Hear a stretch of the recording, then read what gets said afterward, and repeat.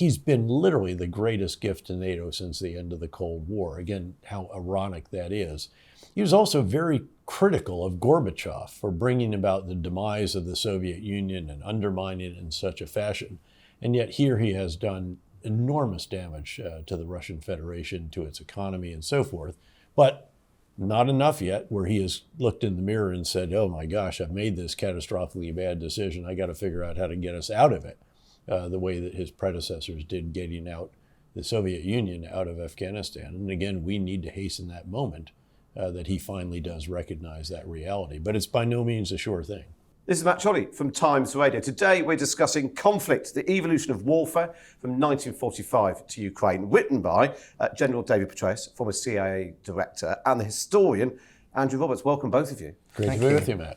We'll talk about the content of the book first of all, but give us a sense of how you approached it. Because you've got historian, big sweep of history, probably a big passage of time before you start considering it, and a guy who's been right in the thick of it and making snap decisions. So how did you approach, what approach did you take when you were writing it? Andrew, first of all. Well, you're quite right. I'd never done sort of modern history before. I like everybody to be safely dead before I ever write about them. And so this was a completely new departure.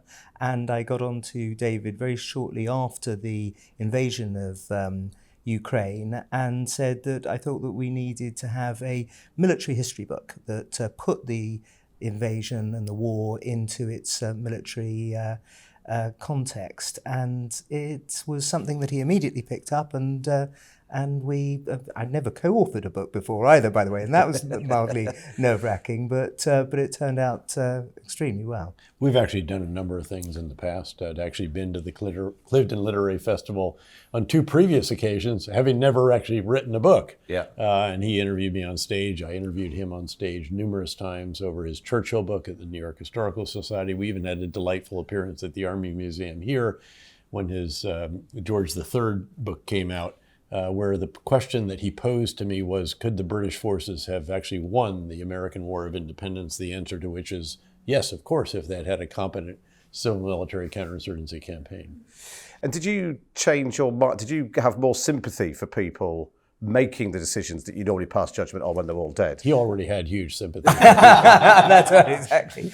He's a very sympathetic person. I just wondered whether the process of having a real life military commander in front of you when you were considering these questions changed your approach to it? Yes, it did. It Yeah. did. I mean, the idea of taking decisions, highly pressurized decisions, in circumstances that I could never myself imagine, where people's actual lives and deaths depend on what those decisions are, is something that I know to be completely beyond me. And so it was Dr. Johnson who said that everyone who has never worn uniform holds their life cheap, as it were, before soldiers. And so I do feel that kind of respect for David, of course. And David, how did you find the process of finding decisions that you'd taken being treated as history in a book that you were writing with a historian? Well, it was actually very enjoyable to go back and revisit some of these. I have a history as an academic as well. I've had, 4 or 5 different academic appointments. I did a PhD in a combination of international relations and economics at Princeton. I wrote a dissertation on the American military and the lessons of Vietnam. That was so we divvied up the chapters, basically. We took turns leading. Naturally, I did the chapters on Iraq and Afghanistan, having commanded both of those wars, and in Iraq having been a 2-star, 3-star, and 4-star commander, after which I was the overall supervisor of it as well, of Central Command. And by the way, the editor very wisely, I thought, took our third person writing on those 2 chapters and said, you know what, that should be in the first person. It's a little bit awkward for one of the authors to say, and then General Petraeus went to see President Bush, and so instead we put a little asterisk at the beginning of those 2, and those actually are in the first person. It was very interesting to revisit Vietnam. I'd written my dissertation at the 10-year after the withdrawal moment, 10 years after the collapse of Vietnam.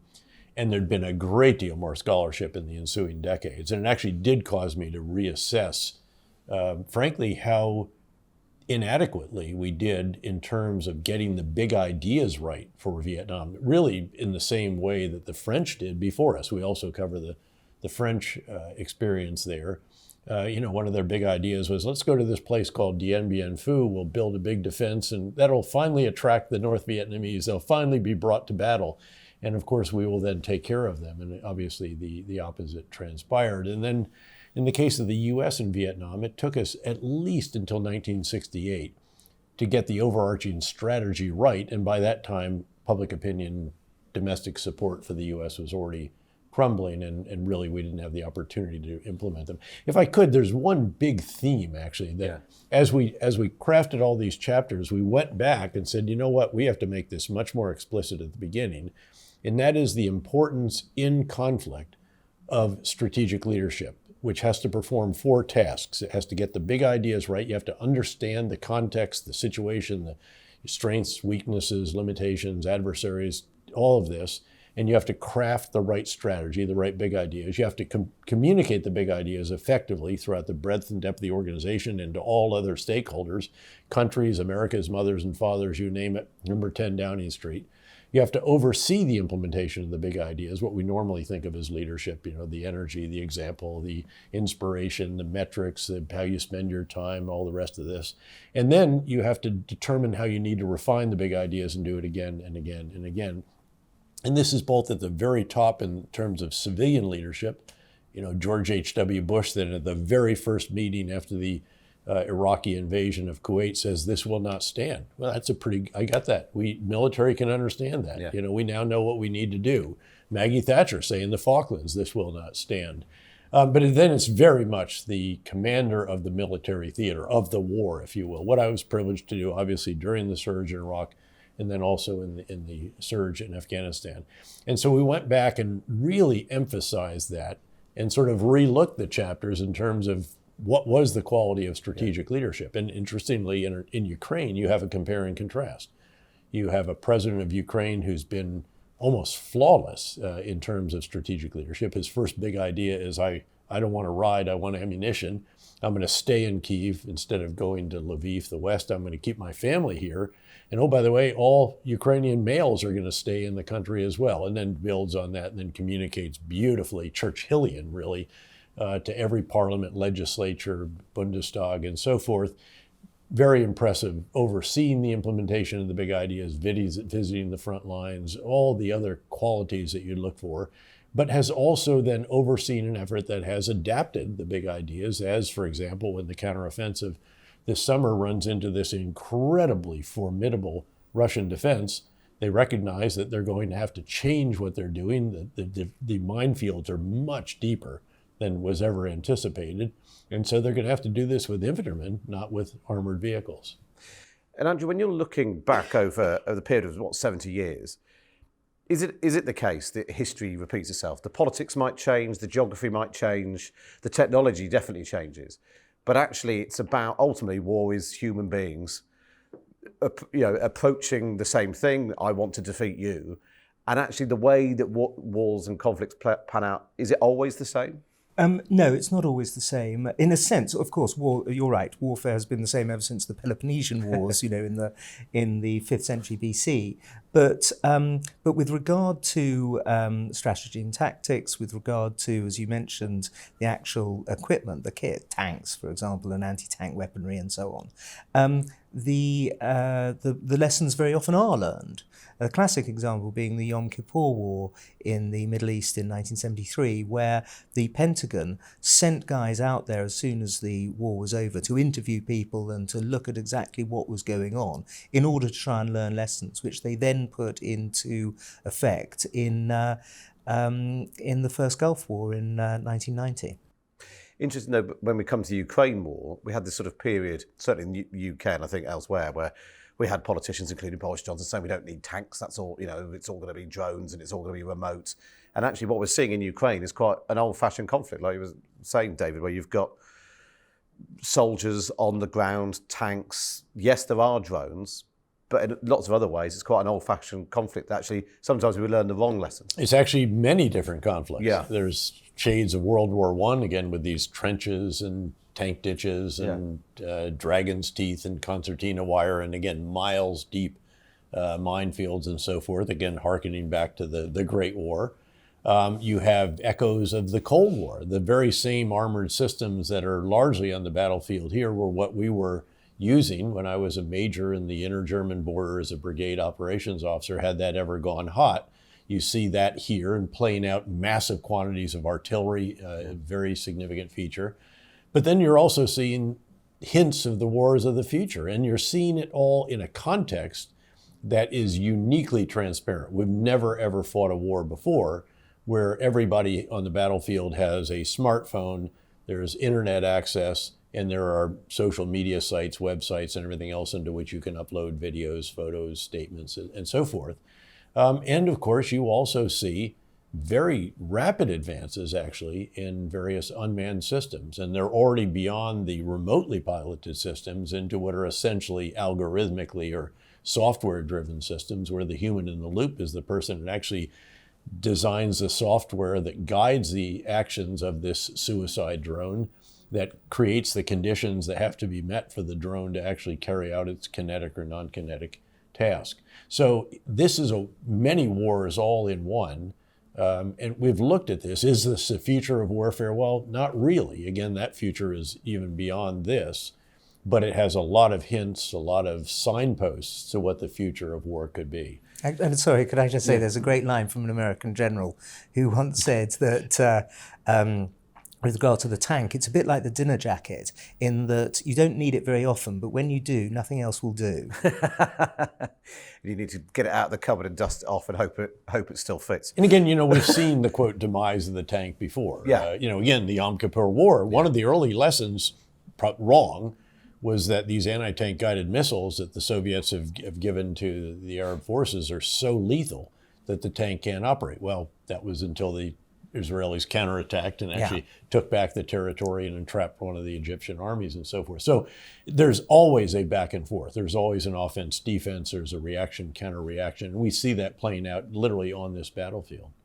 And it is being played out there. So, David Patraeus, you talked about how President Zelensky's got the leadership thing nailed, and he's not losing the war, but he's not winning it either. What are the factors that we would need to see in Ukraine to take surviving into a conflict? Is it possible for Ukraine to win the war in the traditional sense of the word win? I think it's possible. It's by no means assured.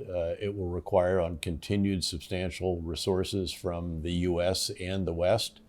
It's going to require continued force generation in a country that has less than one third the population of its adversary, Russia, an economy that's even smaller than that of Russia. So again, the U.S.-led Western support, which by the way has featured the UK very often ahead of the U.S. on certain key decisions. And in some respects, we've almost drafted off the UK in a couple of key junctures here.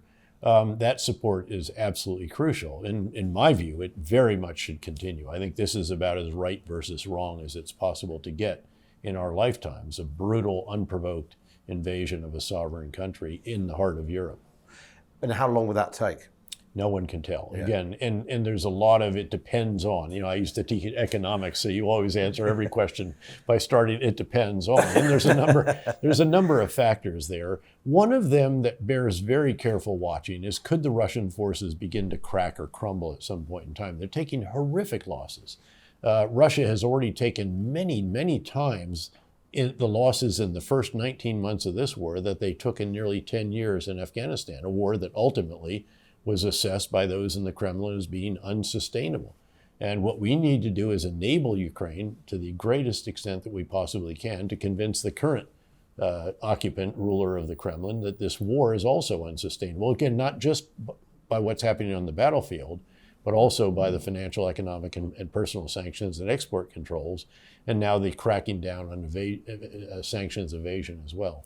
And we did, David and I went to Kyiv in the course of researching this book, and he's been there since only about a month ago. And, there is the most extraordinarily high morale in that country, considering what they've taken over the last year and a half. It is pretty incredible. And the lessons, when you look back through, so you look at the Arab-Israeli wars, the Korean and Vietnam wars, 2 Gulf wars, the Balkan wars, Soviet and coalition wars in Afghanistan, Africa, South America. Is there a parallel? Is there a similar? I mean, I know to a large extent all wars are unique.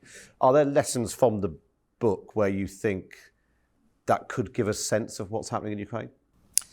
What do you think? I think the first big issue is you come back to strategic leadership, and you can compare and contrast the very impressive strategic leadership of President Zelensky, and frankly also of his commander-in-chief of the military forces, General Zelensky, with whom I spent a couple of hours about 4 weeks ago, and then that of Putin. But by no means has this brought Putin down. By no means has it brought about defeat yet on the battlefield. But Putin made colossal mistakes. I mean, his big ideas were incredibly flawed.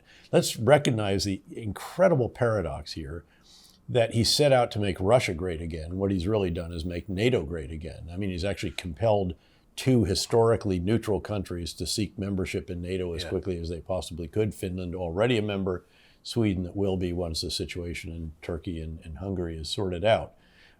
He's been literally the greatest gift to NATO since the end of the Cold War. Again, how ironic that is. He was also very critical of Gorbachev for bringing about the demise of the Soviet Union and undermining it in such a fashion. And yet here he has done enormous damage to the Russian Federation, to its economy and so forth, but not enough yet where he has looked in the mirror and said, oh my gosh, I've made this catastrophically bad decision. I got to figure out how to get us out of it, the way that his predecessors did getting out the Soviet Union out of Afghanistan. And again, we need to hasten that moment that he finally does recognize that reality. But it's by no means a sure thing.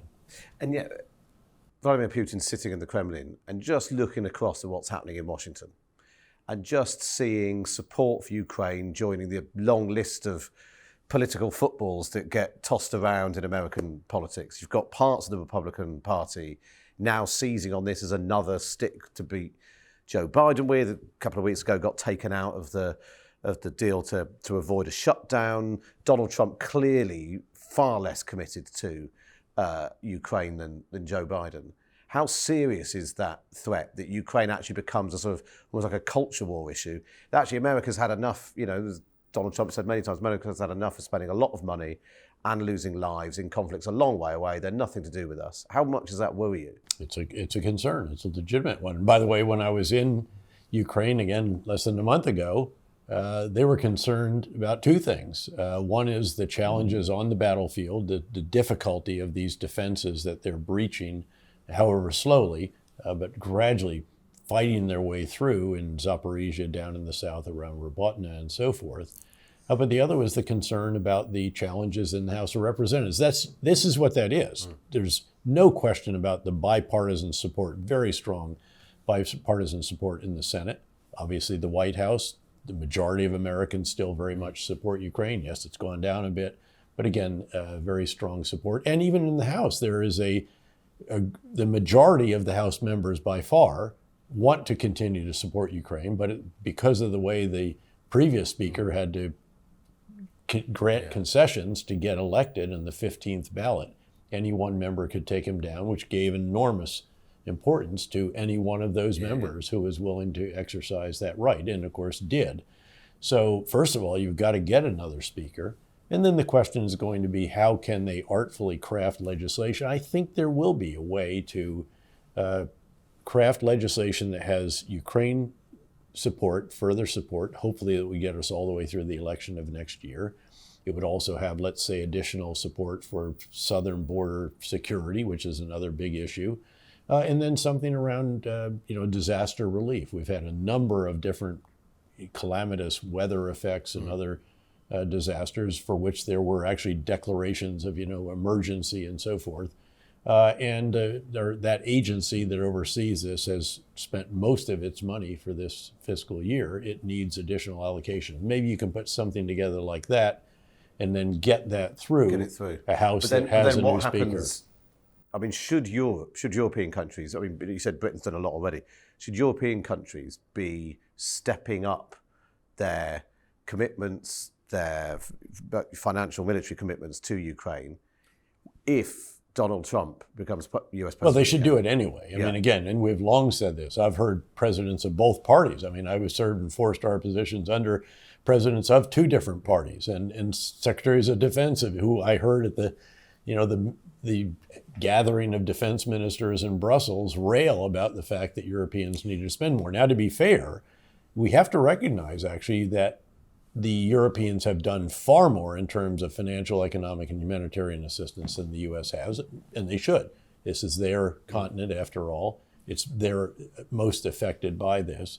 But we believe, and there's somebody doing the numbers back in the Institute for the Study of War on whose board I sit, to determine, we think that the Europeans have actually pledged more military and security assistance now than the very substantial amount the U.S. has already provided. $44 billion is a huge amount of money. I mean, and there's another $5 or $6 billion in authorization appropriations that the Defense Department can use that will get us through the interim period. But then we've got to get some new legislation to enable continued support. I know it's always risky asking a historian to predict the future. But well, also a member of your parliament, don't forget. Baron Roberts of Belgravia, absolutely after all. Right. And you're asking about Ukraine, the future of that war. Well, in order for there to be peace, you need at least one side to want peace. And both sides at the moment think that they can win victory. And you don't get a peace anytime soon when that happens. What I would say is that you're absolutely right, of course, to concentrate on American isolationism, especially in the Republican Party, because if Trump does believe, as he says, that he can end that war in an afternoon, the answer is no, he can't. When we went to Kyiv, we asked a lot of the generals and ministers about this, and they all said, no, if America drops out, we will fight on. We won't go on the offensive. They won't be able to do that. But there's no way that they're just going to capitulate to the Russians, not whilst there are Russians on Ukrainian territory. So the war does not end in an afternoon. It continues, but it continues under much, much worse circumstances. Now, we should be very clear that President Zelensky has stated absolute willingness to negotiate if the Russians meet the conditions that he has established for that, for which there's, again, bipartisan support, the equivalent of that, if you will, in his parliament, which is essentially Russia withdraws from all their territories, they apologize, they pay reparations, and they take a few other actions that are probably a bit unlikely. But that's where this stands in that regard. And certainly Putin is not in the least inclined at this point in time to negotiate, certainly on those conditions, really, or on any other conditions. So how do you feel, given all of that and given the particular focus on Ukraine, if you wake up next November and Donald Trump's back in the White House, or he's re-elected as US president? Well, there would be grave concern, but I'd also note that, again, still on Capitol Hill, there are members of his party who are very, very strongly in support. I mean, Lindsey Graham, who's in his camp in certain respects, is a very outspoken, the minority leader, the head of the Republican Party in the Senate. Senator McConnell has pointed out very helpfully that with 2 or 3% of the U.S. defense budget, this $44 billion now, we've enabled Ukraine to reduce 60% of the Russian tank fleet. I mean, that's not a bad return on investment, even in the world I'm in now as a partner at KKR. So again, that reality will still be there, and we'll see whether or not campaign rhetoric turns into actual policy. Just to round things off then, Andrew, having done this, and obviously you've looked at other periods of history previously before, do you think you'd have made a good war leader? No, I'd have been a completely useless war leader. I think I'd have been able to have given the speeches. I like the idea that I might have done that a bit. Somewhere nice in Whitehall. That's right, exactly. Somewhere, preferably about 4 stories underground. Yeah. But the bit about actually going to the bomb shelters and so on, and enthusing the populace, I think I'd be able to do. But as far as deciding which country to invade, when and under what circumstances, absolutely not, no. And David, if you've got a taste for this, is there another period of history you'd want to look at and learn from? I'm still actually pretty seized with the here and now. As you noted, I was part of this actually. I think it's still very, very relevant to what lies ahead. I'm trying to anticipate the future. We do that with a chapter on the future of warfare. And again, I'm really quite seized with this concept of strategic leadership. Actually, in fact, any listeners that want to explore it more, some years ago, we actually created a website at the Belfer Center at Harvard, where I was a fellow for 6 years, that lays out this whole intellectual construct of the 4 tasks of a strategic leader. It turns out it's also hugely relevant in the business world. And Reed Hastings with Netflix, I talked about how he reinvented Netflix 4 times, actually, using a very similar construct. And so that it's actually quite fascinating to see that and see how applicable that is in all aspects of life, not just conflict, not just foreign endeavors, but also business endeavors and even, personal endeavors for that matter. So just on the future then, are we right to think that the future is looking bleaker than perhaps 10, 15 years ago we might have done? I don't know that I would say that, actually. I mean, there have been advances and there have been, there have been ways in which life in general has advanced very impressively. And then there's certainly ways in which there have been new worries, new fears, if you think about the last decade, really since I served as director of the CIA, the world has evolved from one that could be described as benign globalization to one of renewed great power rivalries. That's a very difficult, this has been seismic. This is tectonic plates kind of stuff. But along the way, there's been a lot of different advances that have actually improved lots in life, as well as there have been some that give you more pessimism about the future. Also, 15 years ago, it's easy to forget quite how unpleasant the world was then as well. ISIS was still a serious threat. There were lots of issues with regard to Israel versus Iran.